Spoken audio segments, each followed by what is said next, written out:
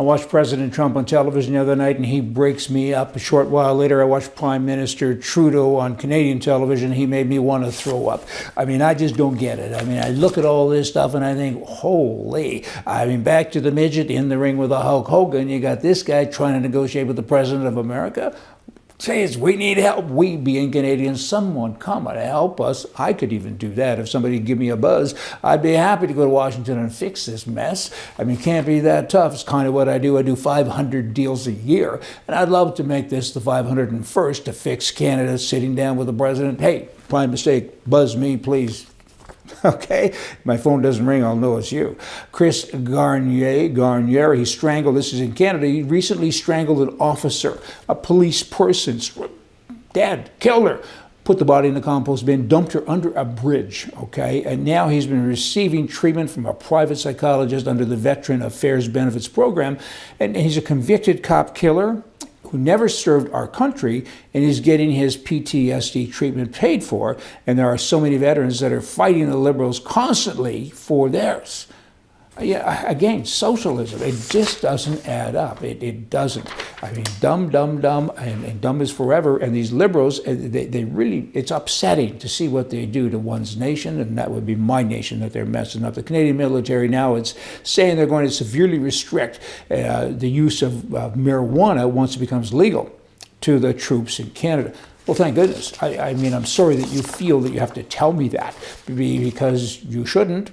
That should go without saying. It's a substance. It's kind of like alcohol. I hope they don't drink beer and whiskey all day while they're out there fooling around with their guns and stuff. So, I mean, again, it's good policy, but things like that I kind of think don't need to be said because we assume that they're already in place. The Liberal government now on November 7th, that's actually now behind us, a few days, they officially apologize. I have apology fatigue with the Canadian government. They now apologize again with regard to the 1939 decision to turn away a ship from Canada carrying German Jews fleeing the Nazi regime, right? And the prime mistake says this was an absolute moral failure on the part of the government. We get that. I mean, hindsight is good. Do you know how many people have apologized, Mr. Trudeau, for this? A zillion. We're all sorry that somebody else did a bad thing. At the backdrop of their time, though, you need to understand all the facts. He couldn't understand the facts because I'm sure he wouldn't know what books to look in.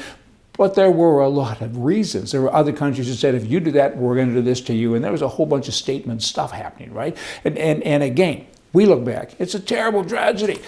But it happened. And everybody since you, prime mistake, has said, I'm sorry, and now you're doing it again. And you go on to say that we're committed to do what we can to right this wrong. So I guess you should search out all of their people, their children and grandchildren, and give them a check. Leave it alone. I mean, everyone knows that it was a bad thing, but if we're going to start saying we're sorry for every bad thing that someone else did, life ain't long enough to get through a part of the list. Toronto Dominion Bank in Canada. I quit that bank. I had 8 bank accounts of various companies, and I quit. The reason I quit is because every time I went in, they had big TV screens up. All they talked about was the gay situation in Canada, gay parades, and they had pictures of men holding hands, hugging all the time. And I went to the bank managers, what are you doing? You're homophobic. And I said, stop it. I already know that, but stop it. I'm in a bank. I have a group of gun guys. You're going to put our pictures up there? I don't think so. Conservatives, like what other groups? No other groups, just gay people. They paint their buildings for the gay community. And then the people who aren't part of the gay community, we're supposed to come in and applaud, and I guess find another man and hug him. I don't know what they want, but it's I find it disturbing. You're catering to this other group. It's such a small percentage. What does it mean to keep saying embrace them?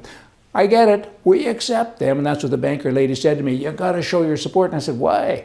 I don't support the lifestyle. I agree that everybody should be able to do what they want to do. I've said 100 times, maybe 1,000 times. But marry a bill, hey, just don't bring it to my house because I don't care, right? But when you put it out there, and I'm a customer, I'm here to do a money transaction, not to have a political talk with you about homosexuality. Hey, just sharing my views with you. It doesn't matter if I'm right or wrong. That's how I feel. And I should be entitled to be able to feel like I want to feel. And I'm entitled to change banks, and I did do that. Hey, y'all come back. See ya.